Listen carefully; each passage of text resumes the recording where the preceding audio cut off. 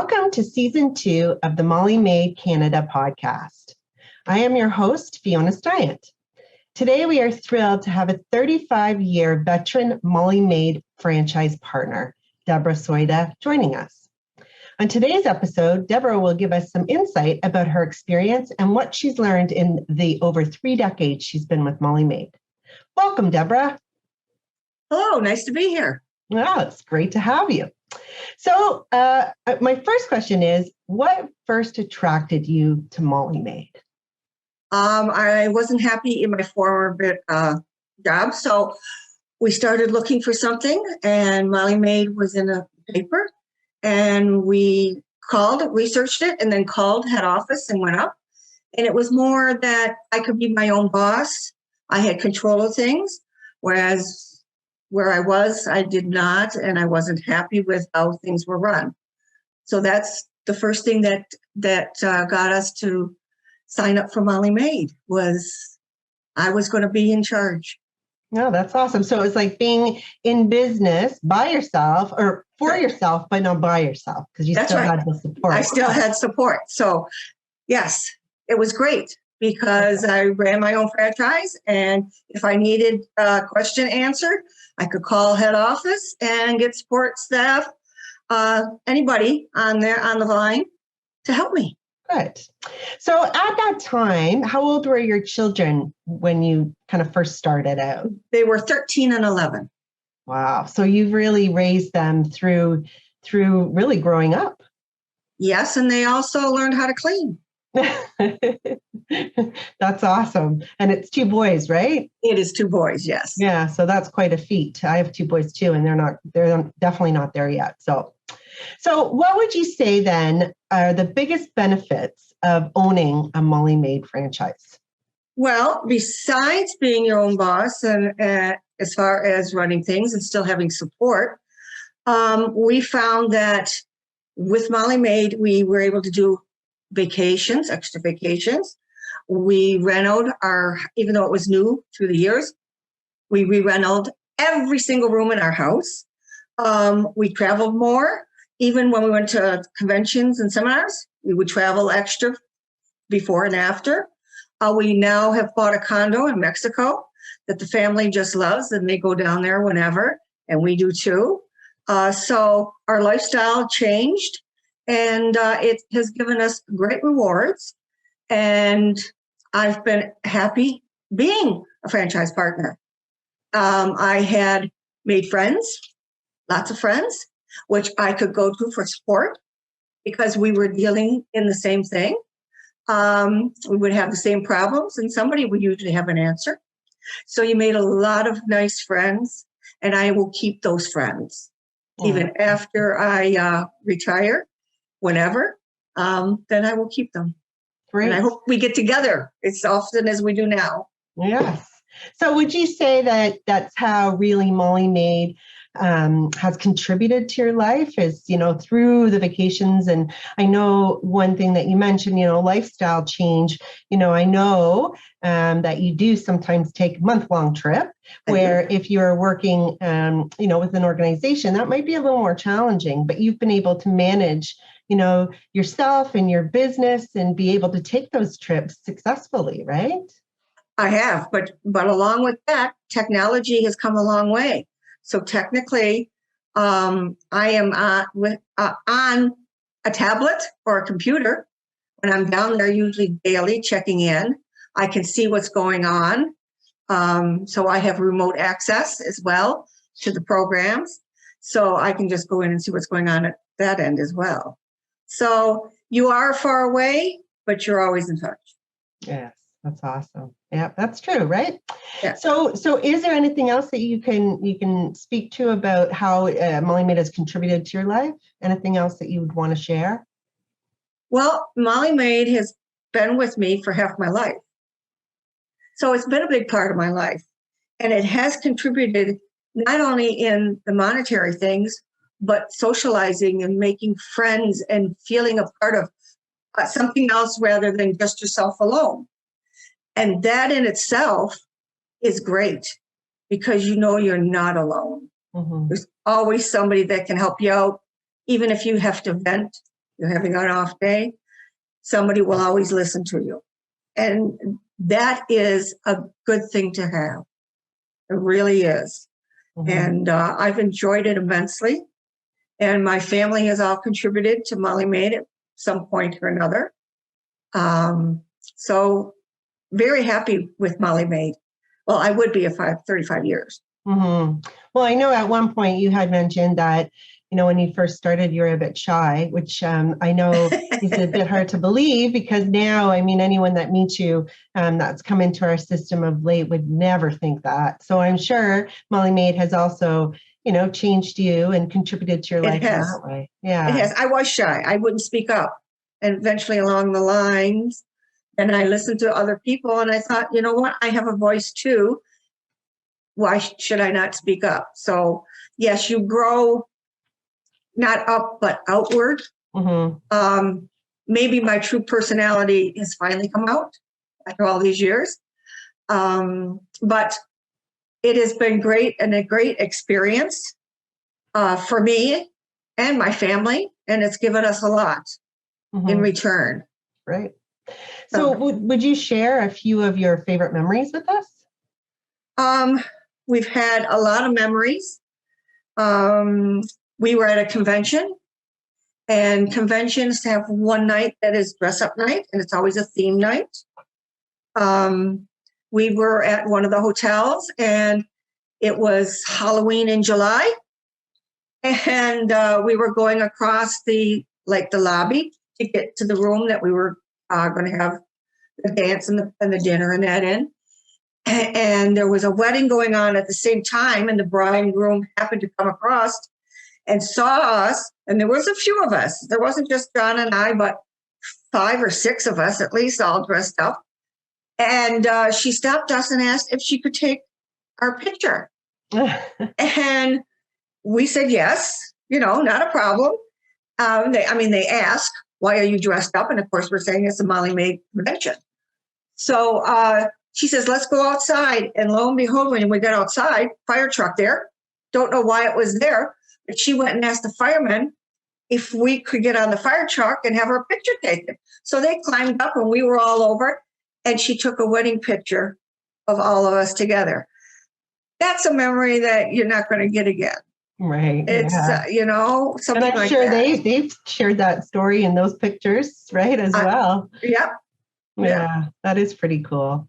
And what about a funny story? Do you have a funny story that, I bet you have a few, but do you have one that you could share with us? Okay. Convention in my area. It was Niagara-on-the-Lake, and they had bussed us into a hotel where it had dinner. It was a restaurant. And we had our dinner there, and then you go out on the balcony. And at this time of year, they do fireworks over the falls. So we were out there having a good time, having a few drinks.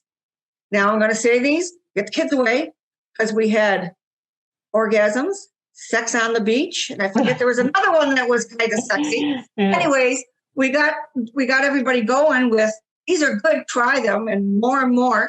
Betty was not too happy with me with the bar bill, but anyways, by the end of the evening, I had everybody standing up and doing the wave and yelling when the fireworks went off. We had a good time. Everybody is just letting their hair down and enjoying ourselves. We've had a lot of those. I bet you that would have been quite the sight to see. I mean, normally you see the wave at baseball, right? Baseball stadiums or whatever. Or football or whatever. Yeah, and to see it at a Molly Maid convention, that must have been pretty cool. Yeah, that's awesome. That's a great story. So what would be some of the things that, you would like to, or you could share with us in terms of about how things have changed over the years and things that you maybe had to adapt to? Well, tech is the big thing. When I started, no computers. So we had no cell phones and no computers. Wow. Yeah. So as far as business for us, so it along the way of learning, growing with it, the program growing. Now we've got a couple programs. Tech and I don't get along.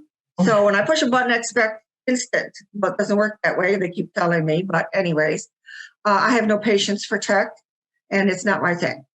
So tech is one of the biggest things that has changed, and it's helped us because everything was done paper. So that's a big thing. Things get done quicker. You can, if you're not one that takes information or keeps information, this does. I can't say that because my husband and I did take it when we were before computers. We had all our statistics from day one. Yeah, But, John is quite a stats guy, isn't he? He's very yeah, he is. Yeah. He's my techie guy. He's the techie guy, the vacuum cleaner guy, repair guy. But tech is one of the biggest things that I can say has changed. And of course, with that, other things have changed on how we do things. What we do now wasn't what we did back in the day. Would there be one thing that you could say that you overcame through? Besides tech and my shyness? Yes. I guess actually it is the tech. I was one of the last holdouts to get the computer. And the only reason I ended up getting it was for the scheduling because we had to handwrite all that in. Oh my gosh. All the customers we had to write in each week, and you had to write up the route manager's schedules all by hand. So I was probably one of the last to do it. So now you hit a button and it's, it's right there at your fingertips, and it spit outs when you want to print. So that's great. I find that one of the biggest things. Yeah, well, good for you that you were able to finally, embrace the system and adapt to it and learn to use it and utilize it so you had greater success in your business. So that's definitely, a feather in your cap that you did overcome, what could have been a big obstacle in terms of technology. So good for you. Hey. Maybe I'll do the wave. Yeah, that would be awesome. So over the years, you did mention, and Molly Maid does have these national conventions every other year. Yep. There is a themed costume night. There is. And so what was your favorite over all the years? What was your favorite theme and your favorite costume? Well, we have two because I try and do outrageous stuff. So two of them is when you had when convention was Alice in Wonderland. I dressed my husband up in the Mad Hatter. He was in black top hat, white vest with black little swirls on it, with a black coat, black slacks, and slacks, spats, gloves.